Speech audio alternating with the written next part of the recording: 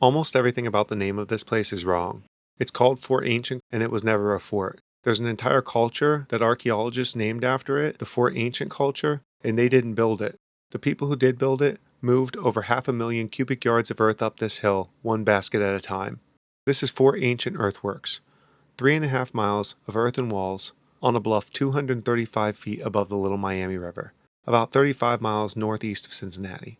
It's the largest prehistoric hilltop enclosure in North America. The site's archaeologist likes to point out that you could fit the entire Great Pyramid of Giza inside the walls with room left over. Construction here started around 100 BCE. The builders were the Hopewell culture, the same people behind most of the great earthworks across southern Ohio. They had no metal tools, no wheels, no draft animals. They loosened the ground with deer shoulder blades and split elk antler, scooped it with clamshell hose, hauled it in baskets that held 35 to 40 pounds of dirt. Archaeologists put the total volume of the walls at 553,000 cubic yards. Nobody who carried the first basket lived to see it finished. The South Fort came first. The North Fort went up generations later. People were born here, spent their working lives adding to the walls, died, and handed the job to their kids. Whatever this place meant to them, it was worth that. And so the fort thing.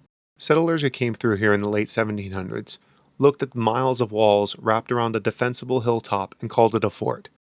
The walls have 67 gateways, and a fort with 67 doors is not a fort.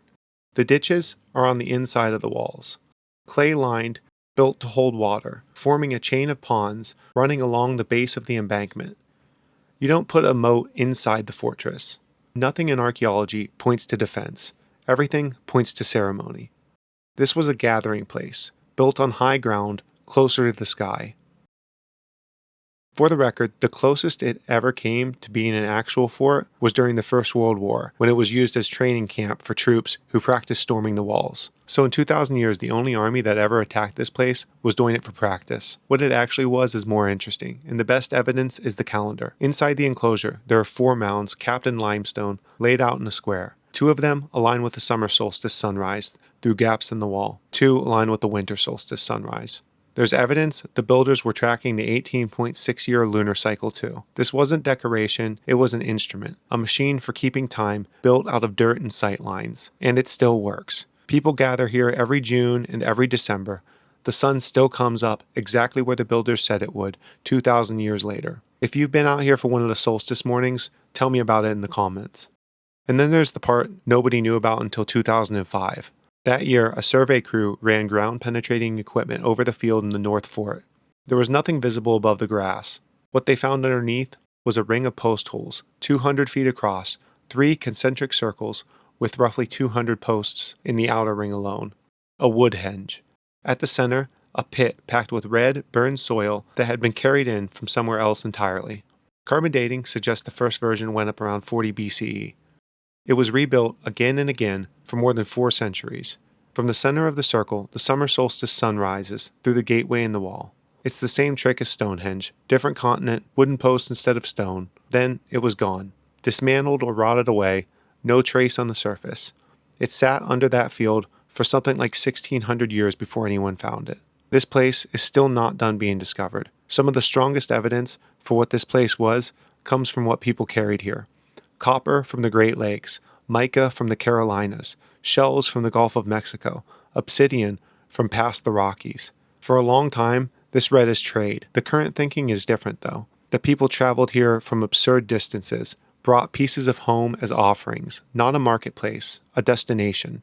And the pull outlasted the builders. Warren Moorehead recorded a story from the early frontier days that the pioneer Simon Kenton used to see groups of Shawnee traveling here to pay respects to the spirits of the people who made it. The Hopewell era ended around 400 CE. Centuries later, people were still making the trip, which brings us to the other half of the name problem. Around 100 CE, a completely different people moved into the hilltop and built a village inside the old walls. When archaeologists in the 1800s needed a name for the culture, they borrowed it from the site, the Fort Ancient culture. Then the evidence came in. The village people hadn't built the earthworks. They'd moved into them, the way you'd move into an old house. DNA studies suggest they weren't even direct descendants of the builders. So the site is named for a fort it never was, and an entire culture is named for a site that they didn't build. Archaeology kept both names anyways. The reason any of this survived is complicated. By the 1800s, the plateau was being farmed and dug into by curiosity seekers. A lot was damaged in that area before anyone understood what they were looking at. Moorhead ran the first systematic excavations here starting in 1887. Rough work by modern standards, but he also did the thing that mattered. He took what he found to the Ohio legislature, argued that the place was worth saving. In 1891, they made it Ohio's first state park. The first piece of land Ohio ever decided to protect was this one. In 2023, it went further. 4 ancient and 7 other Hopewell earthwork sites were inscribed as Ohio's first UNESCO World Heritage site. Same list as the pyramids, same list as Stonehenge. It took the rest of the world 130 years to catch up to the 1891 Ohio legislature. And one more thing.